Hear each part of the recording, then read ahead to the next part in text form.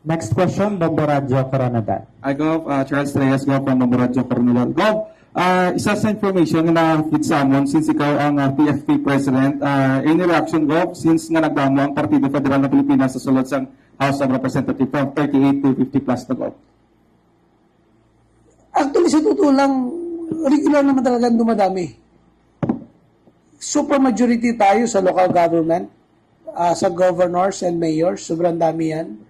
Sa House of Representatives, before pa man ng issue ng impeachment, may lumilipat na, hindi lang namin ina-announce dahil lumilipat na. Ngayon, pangalawa na po, dahil lumabas naman yan, sinasasabihin ko sa inyo, we are the second largest political party in Congress. Second to lakas. And still growing, tinitingnan namin, lumalaki pa. So baka by few months from now, baka abot na tayo ng 100. Tinitingnan ko kasi, talagang kita nila yung direction rin ng partido. So ako naman, as PFP President, as long na maniniwala sila sa principles na meron kami, welcome naman. Dumadaan naman sila sa briefing at ako mismo ang nagbi-brief ng mga principles meron tayo. And everybody's welcome naman na pumasok sa partido as long na kaya nilang isa puso't isip yung mga principles na meron tayo. At tandaan ninyo, the principles that we have in Partido Federal ng Pilipinas, the same principles na ina-apply natin simula nung mayor ako hanggang ngayon. As president talagang inayos ko yan na fitted doon sa kung paano magbibigay ng tamang serbisyo sa ating mga kababayan. Gov, since kami ara sa ongoing sa mga weeks ang Committee on Justice hearing regarding sa impeachment complaint, so ini ba lang may epekto bala ini sa impeachment ni Vice President Sara Duterte, Gov? Sa tingin ko wala naman.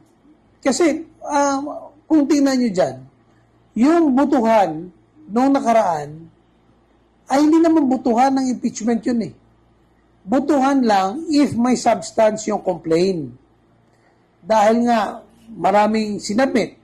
So nagkaroon ng butuhan at nanalo nga na may substance. Ngayon, dadaan yan sa hearing.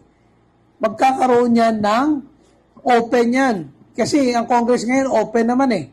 So lahat ng Pilipino makapanood sa hearing.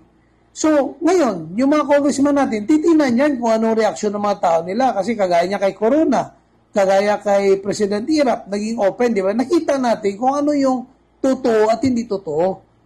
So siyempre, sa tingin ko naman, hindi naman magkakaroon ng party votes dito. Ang dito titingnan nila kung meron ba talagang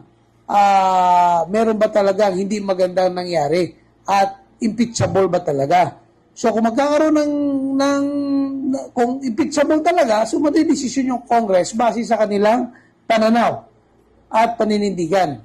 Itatapon yan sa Senado, doon naman sa Senado ulit yan. So ganun lang kasimple. So as governor naman, hindi pa namin yung trabaho, yung ganyan. Pero binibigay namin yung trust namin sa institusyon na kung sino nag-handle talaga ng impeachment. So sa ngayon, hindi pa naman nagsimula.